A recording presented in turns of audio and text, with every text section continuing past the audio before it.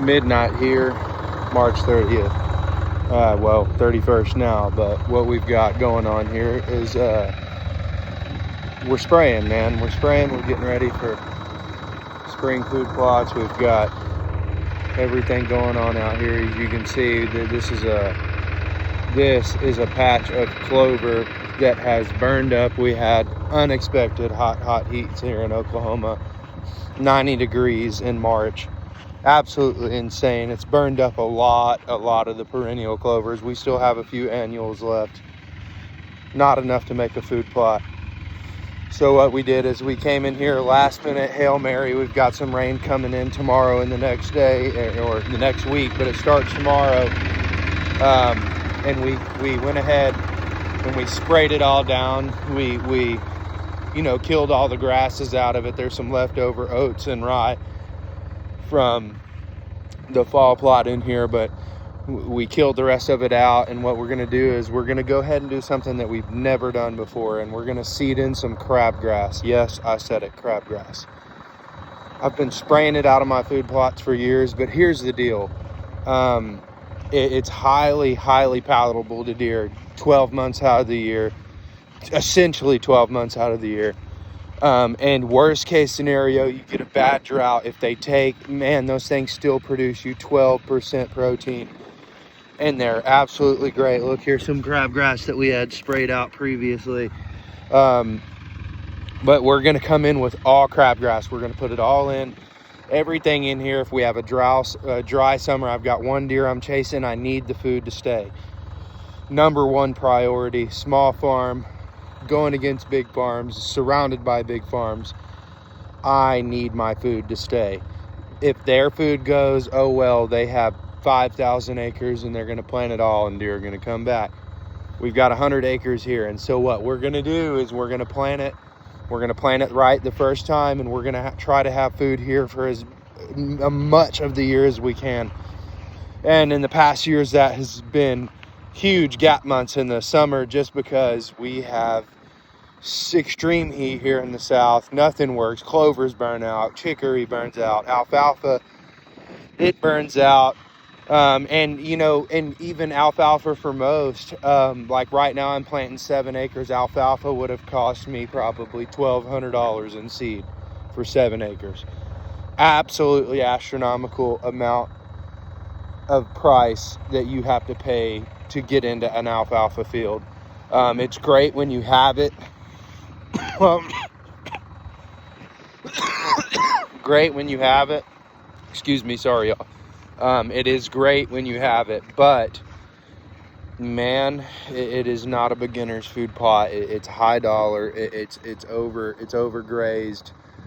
And it can be really hard in small food plot settings, and at least it has been for me here in the south. So what we're gonna do is we're gonna do a crabgrass. It's gonna be super browse tolerant.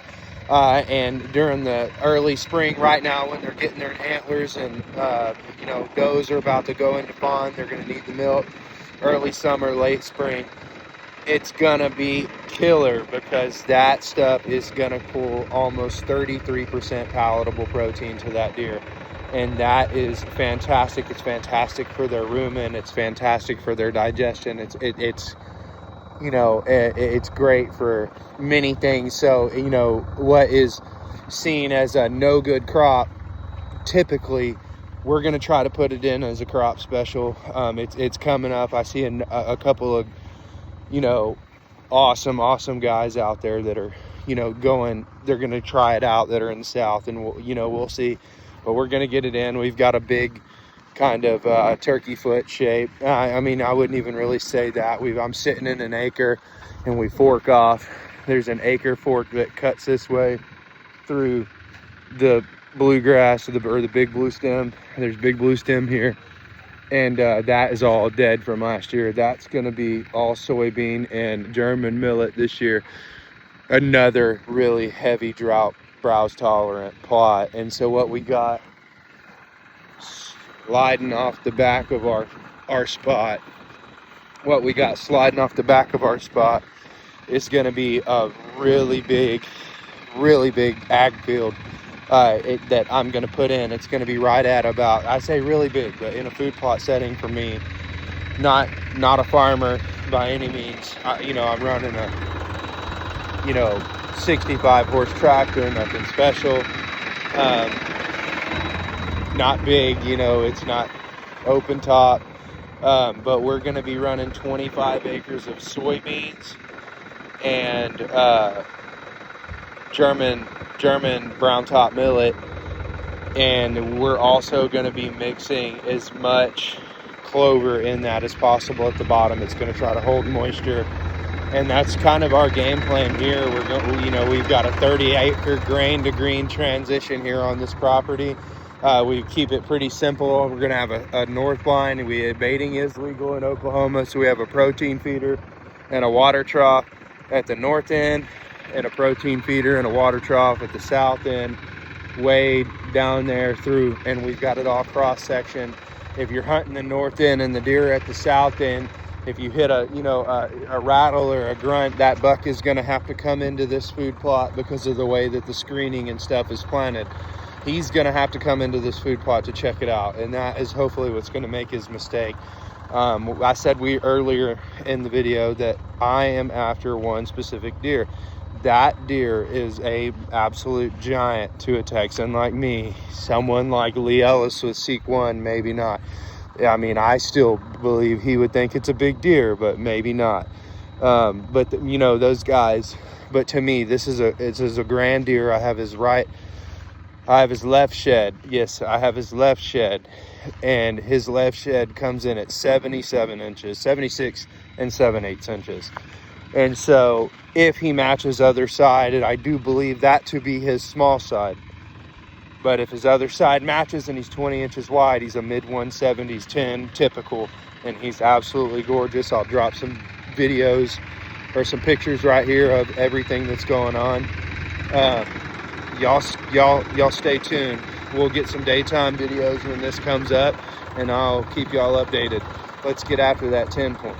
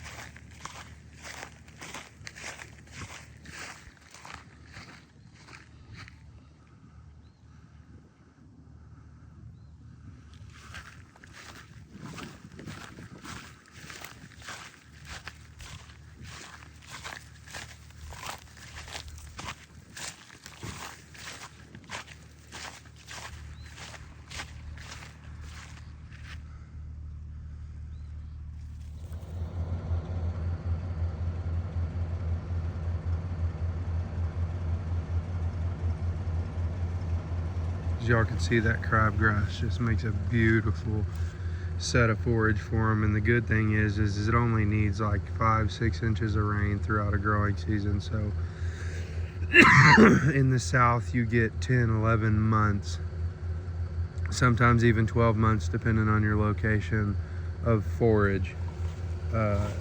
and it's hard to beat. But as you can see here, there's some chicory and some clover mixed in it.